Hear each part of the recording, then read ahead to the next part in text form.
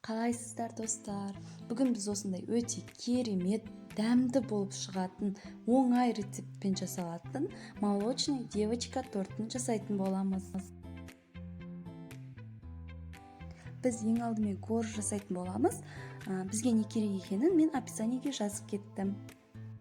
Ең алдымен бөлме температурасында тұрған сары майымызға 4 жұмыртқамызды салып аламыз. Одан кейін үстіне біз сгущенка саламыз. Негізі бір банка салуға болады, бірақ мен 1,5 банка салдым. Себебі менің корждарым өте үлкен болып көтерілу үшін, және де сгущенкадан көбінесе осы молочная девочка тортына 3 желания сгущенкасы барады. Және де жақсылап миксерлейміз.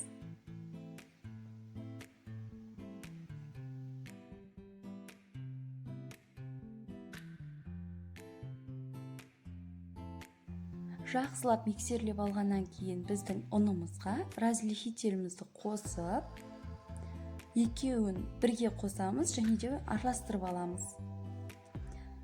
Және де оны жаңағы қоспаларымызға салатын боламыз. Мен 2 бөліп салдым, себебі біздің бірден салатын болсақ барлығын, ол көтерілмей қалуы мүмкін, яғни жақсы шықпай қалуы мүмкін. Жақсылап миксерлеп аламыз тағы да.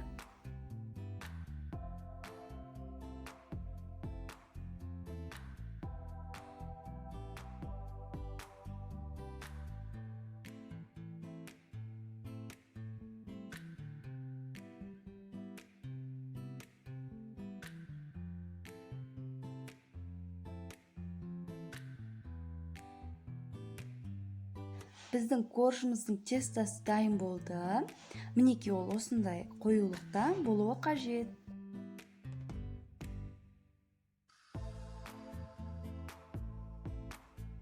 Біз арнайы қағазымызды алып, осылай форма жасап аламыз. Өте тиімді тәсіл, дөңгелек бір формада болып шығады.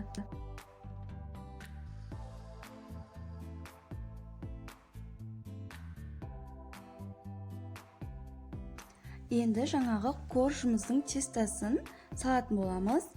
Әрқайсысын 3 қасықтан немесе 4 қасықтан салып отырсаңыздар, және де бір келкі етіп жақсаңыздар, корждарыңыз бөлінбей, және де шикі болмай өте керемет болып шығады.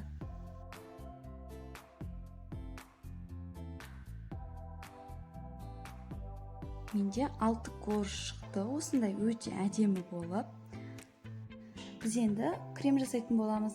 Ол үшін бізге сливки қажет. Біз оны 2 немесе 3 минут бойы жақсылап араластырамыз. Себебі ол жақсылап қоюлануы қажет.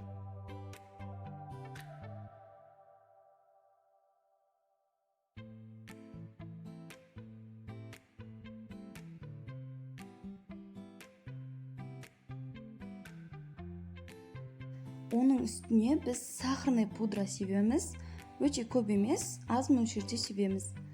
Жақсылап тағы да миксерлейміз.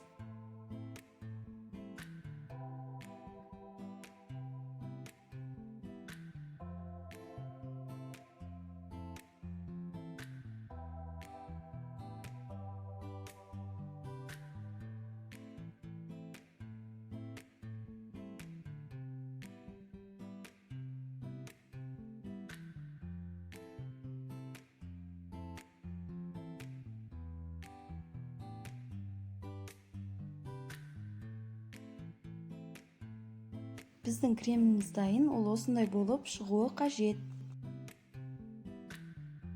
Біз енді тортымызды жинайтын боламыз. Әрқайсысына 3 немесе 4 қасықтан кремімізді салатын боламыз. Мінекей біз тортымызды жинап болдық.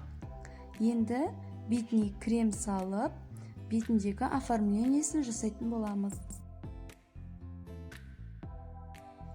Крем жағып болғаннан кейін біздің осы күйінде тортымызды холодильникке 1 сағатқа немесе жарты сағатқа салып қоямыз.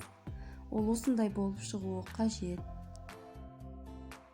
Енді бетіне оформление жасайтын боламыз. Оформление жасау өз қалауыңыз бойынша үйде не бар, сол заттан жасай берсеңіздер болады. Ас болсын!